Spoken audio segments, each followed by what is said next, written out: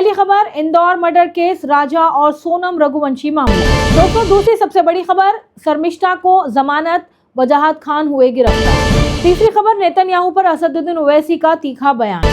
चौथी खबर, Pakistani TikTok star सना यूसुफ का मर्डर। पांचवी खबर, सऊदी अरब का 14 देशों पर वीजा बैन, क्या है सच्चाई, आइए जानते हैं। छठी खबर, नाजिया इलाही ने ओवैसी पर उगला जहर, जनता ने लगाई फटकार। खुशामदीद नाजरीन, आप देख रहे हैं गली न्यूज़ इंडिया। मैं हूं आपके इस स्पेशल शो की होस्ट फरहा जबीन। आज हम आपके लिए लेकर आए हैं देश और दुनिया की कुछ अहम खबरें जो इस समय चर्चा में हैं। तो चलिए शुरू करते हैं आज की ताज़ा खबरों के साथ। पहली खबर, इंदौर मर्डर केस, राजा और सोनम रघुवंशी मामला। नाज़रीन, शादी एक ऐसा बंधन होता है जो न केवल दो लोगों के बल्कि दो परिवारों को जोड़ता है। बहुत से भाई और बहन देश में मौजूद हैं जो शादी की आस लगाए बैठे हैं, लेकिन कुछ खबरें ऐसी भी आ जाती हैं जो इस विश्वास को कम करने में अहम योगदान देती है। हम बात कर रहे हैं चर्चित मर्डर केस राजा रघुवंशी की। इंदौर के राजा रघुवंशी हत्याकांड ने पूरे देश को झकझोर कर रख दिया है। 11 मई 2025 को शादी के बंधन में बंधे राजा और सोनम रघुवंशी हनीमून के लिए मेघालय के शिलांग गए थे, लेकिन 23 मई को उनकी जिंदगी एक खौफनाक हत्याकांड में बदल गई। 2 जून को राजा का शव शिलांग के एक गहरी खाई में मिला। पोस्टमार्टम रिपोर्ट से ये बात साफ हुई कि उनकी हत्या धारदार हथियार से की गई थी। इस केस में सबसे चौंकाने वाला मोड़ तब आया जब पुलिस ने राजा की पत्नी सोनम रघुवंशी को उत्तर प्रदेश के गाजियापुर से गिरफ्तार किया। मेघालय पुलिस का दावा है कि सोनम ने अपने प्रेमी राज कुशवाहा और 3 अन्य लोगों के साथ मिलकर इस हत्या की साजिश को अंजाम दिया है। सोनम ने 8 जून को गाजीपुर के एक ढाबे से अपने परिवार को फ़ोन किया, जिसके बाद पुलिस ने उसे हिरासत में ले लिया। इस मामले में 4 अन्य आरोपी भी गिरफ्तार किए गए। राजा के परिवार ने सीबीआई जांच की मांग भी की, जबकि सोनम के पिता का ऐसा कहना है कि उनकी बेटी बेकसूर है। इस केस में अभी कई सवाल अनसुलझे हैं और जांच जारी है। दोस्तों, इस मामले में नसीम अख्तर नाम के एक बंदे ने पोस्ट किया है। यह सिर्फ खबर नहीं, एक गहरा सदमा है जो दिल को झकझोर देता है। इंदौर के राजा रघुवंशी की हत्या उसकी अपनी पत्नी सोनम रघुवंशी ने की, वो भी हनीमून पर, एक नई जिंदगी की शुरुआत में। मेघालय पुलिस ने इस सनसनीखेज खुलासे को अंजाम दिया है और दिल कहीं और धड़कता है तो क्यों एक मासूम की ज़िंदगी ऐसे बेरहमी से ख़त्म कर दी जाती है। शादी सिर्फ एक रस्म नहीं बल्कि भरोसे और ईमानदारी का नाम है। कितनी ज़िंदगियाँ तबाह होती रहेंगी जब तक सच छुपा रहेगा। समाज को अब जागना चाहिए, रिश्तों में सच्चाई और ईमानदारी की असलियत को पहचानना चाहिए, क्योंकि यही असली ताकत है। पत्रकार पुष्पेंद्र श्रीवास्तव लिखते हैं, इंदौर के नवविवाहित जोड़े राजा और सोनम रघुवंशी का हनीमून मेघालय की खूबसूरत वादियों में एक खौफनाक हत्याकांड में बदल गया। राजा की लाश एक गहरी खाई में मिली और 17 दिनों तक लापता रही। सोनम ने गाजियापुर में सरेंडर कर दिया। क्या सोनम इस मर्डर केस की मास्टरमाइंड है या कोई और साजिश छुपी हुई है? दोस्तों, दूसरी सबसे बड़ी खबर, शर्मिष्ठा को जमानत, वजाहत खान हुए गिरफ्तार। अब चलते हैं एक अन्य मामले की ओर। शर्मिष्ठा, जो एक चर्चित केस में आरोपी थी, को हाल ही में कोर्ट ने जमानत दे दी है। हालांकि इस मामले में एक नया मोड़ आया है, क्योंकि वजाहत खान को पुलिस ने गिरफ्तार कर लिया है। वजाहत खान वही शख्स है जिन्होंने शर्मिष्ठा के खिलाफ शिकायत दर्ज कराई थी। इंडिया टुडे की रिपोर्ट के मुताबिक कोलकाता के गोल्फ ग्रीन पुलिस स्टेशन में वजाहत के खिलाफ भी एफआईआर दर्ज कराई गई थी। सोशल मीडिया पर कथित तौर पर नफरत फैलाने और धार्मिक भावनाओं को ठेस पहुंचाने के आरोप में उसे गिरफ्तार किया गया। एफआईआर के बाद पुलिस ने उनके घर पर 3 नोटिस भेजे, जिसमें उन्हें पूछताछ के लिए उपस्थित होने के लिए निर्देश दिया गया, लेकिन जब तक गिरफ्तारी नहीं हो गई तब तक वो फरार रहे।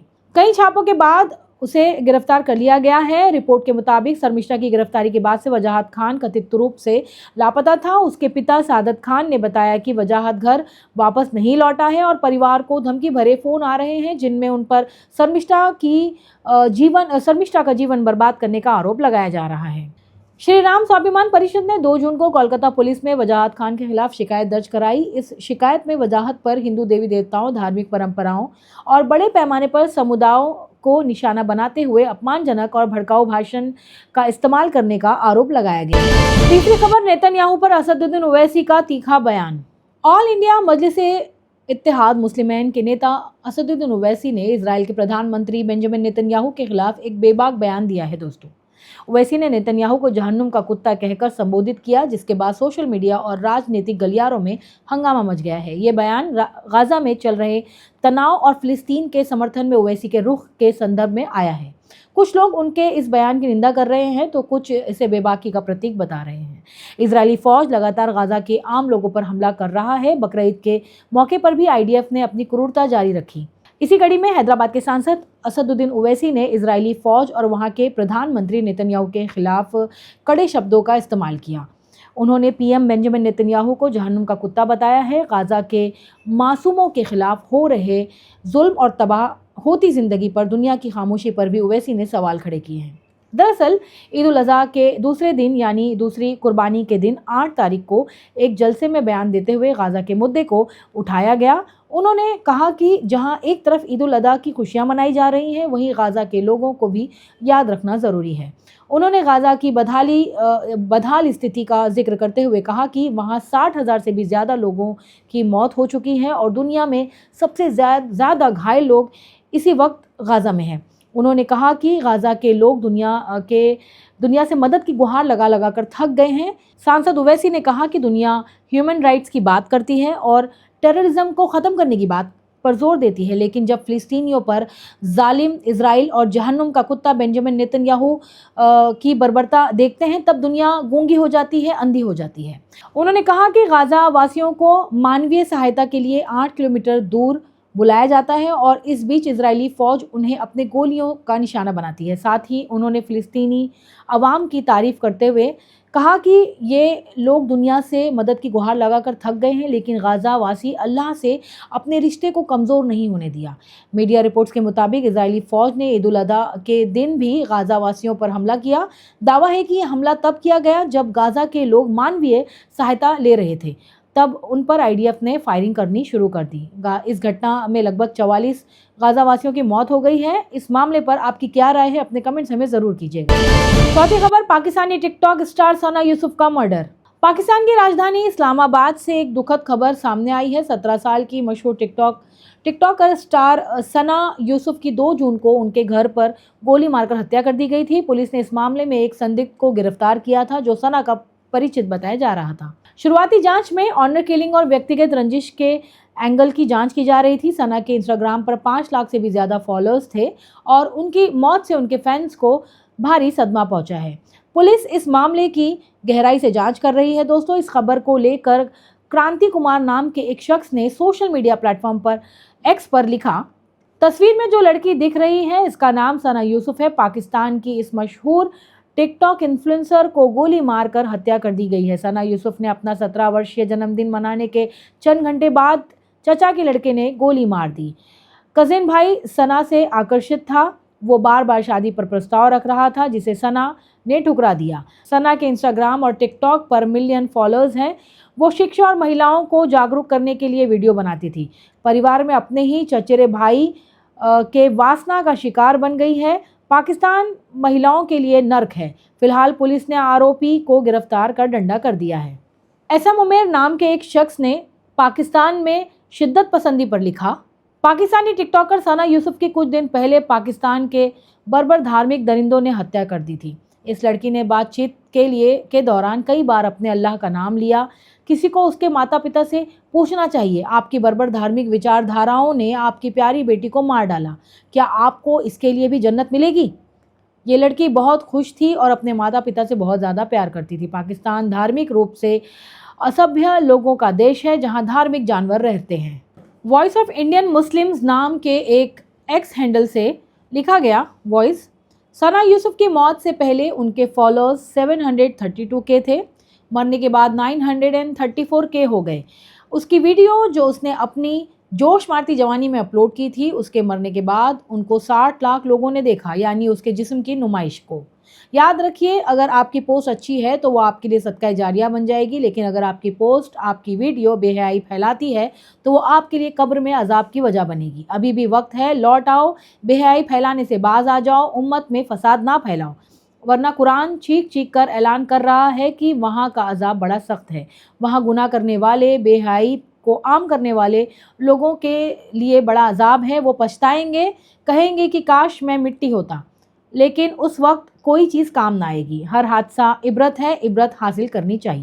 5वीं खबर, सऊदी अरब का 14 देशों पर वीज़ा बैन, क्या है सच्चाई? आइए जानते हैं।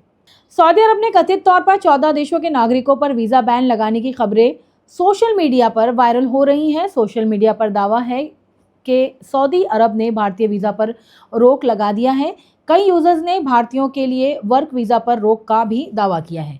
साक्षी गुप्ता नामक यूजर ने लिखा, अमेरिका के बाद सऊदी अरब ने भी भारतीय वीज़ा पर रोक लगाया। 11 साल पूरे विश्व का चक्कर लगाने वाले फर्जी विश्वगुरु का विदेशी नीति बिल्कुल फेल हो गया। इसके अलावा कई अन्य यूजर्स ने भी ऐसा ही दावा किया है। इस दावे की जब तफ्तीश की गई तो सच्चाई कुछ और निकली। हिंदुस्तान टाइम्स के रिपोर्ट्स के मुताबिक भारत सरकार के सोर्सेज के हवाले से खबर प्रकाशित किया गया है कि सऊदी वीज़ा बैन का दावा गलत है। सऊदी सरकार की तरफ से इस संदर्भ में कोई नोटिफिकेशन भी जारी नहीं की गई थी।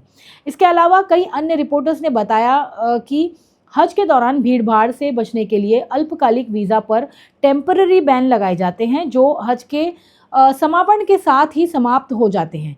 इसी कड़ी में भारत सहित 14 देशों के लिए ब्लॉक वर्क वीज़ा को टेम्पररी रूप से निलंबित कर दिया गया था। तो दोस्तों, कुल मिलाकर सोशल मीडिया पर किया गया दावा गलत है। ये खबर 2 महीने पुरानी है। वहीं सऊदी अरब सरकार की तरफ से ऐसा कोई नोटिफिकेशन जारी नहीं किया गया। आपकी इस पर क्या राय है? अपने कमेंट्स हमें ज़रूर कीजिएगा। 6ठी खबर, नाज़िया इलाही ने ओवैसी पर उगला जहर, जनता ने लगाई फटकार। दोस्तों, दीन इस्लाम छोड़कर मुर्तद होने वाली नाज़िया इलाही खान एक बार फिर अपने विवादित बयान को लेकर सोशल मीडिया पर चर्चा में है। भारतीय जनता पार्टी की माइनॉरिटी नेत्री नाज़िया इलाही खान ने हैदराबाद के सांसद असदुद्दीन ओवैसी को लेकर एक इंटरव्यू में घटिया भाषा का इस्तेमाल किया है। समुदाय विशेष के चलते नफरत की आग में नाज़िया इलाही खान ने एक निजी मीडिया चैनल को बातचीत में कहा, जब वो वापस आएगा एनआरसी पर चिल्लाएगा तो शेरवानी खोल कर मारेंगे। जब यूसीसी होगा तो मैं और आप उसकी दाढ़ी नोच कर मारेंगे। अब अगर ये वक्फ पर चिल्लाया कि ये हमारी अल्लाह की ज़मीन है तो उसको रोड पर नंगा करके मारेंगे। नाज़िया इलाही खान का ये बयान सोशल मीडिया पर वायरल हो रहा है, जिसे देखने के बाद बहुत से लोगों ने नाज़िया को आईना दिखाना शुरू कर दिया है और उनके इस बयान की कड़ी निंदा की है। अंसार इमरान नाम के एक एक्स यूजर ने नाज़िया को इस बयान पर लिखा, जिस असदुद्दीन ओवैसी ने आतंकवाद के खिलाफ भारत का पक्ष पूरी दुनिया के सामने रखा है, उन्हीं ओवैसी साहब के लिए एक बेहुदा और नाज़िया इलाही ने बेहद आपत्तिजनक भाषा का इस्तेमाल किया है। ऐसी भाषा लोकतंत्र में किसी भी कीमत पर स्वीकार नहीं की जाएगी। इसके खिलाफ तत्काल AIMIM के नेताओं को मुकदमा दर्ज करना चाहिए। सिराज अहमद अंसारी नाम के एक शख्स ने लिखा, मैं आज से अपनी दाढ़ी बढ़ा रहा हूं, अपने अधिकारों की बात करूंगा, फिर देखता हूं।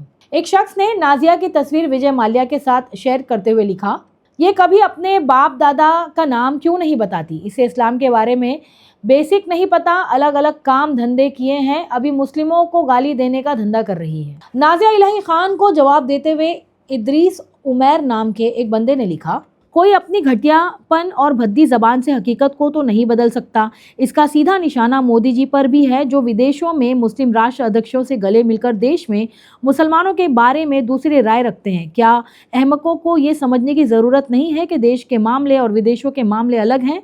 क्या ये हमारी प्रभुसत्ता को चुनौती नहीं है कि विदेशों से हम घरेलू मामलों पर हस्तक्षेप करने को बोलें? और क्या जो सांसद विदेशों में छवि सही करने गए थे, उन्हें देश की सरकार से कोई शिकायत नहीं, और क्या अब होनी भी नहीं चाहिए? अगर इतना ज्ञान ना हो तो अपना मुंह बंद ही रखना चाहिए। बैरिस्टर असदुद्दीन ओवैसी के लिए नाज़िया इलाही खान के इस तरह के बयान पर आपकी क्या राय है? हमें कमेंट्स करके ज़रूर बताइएगा।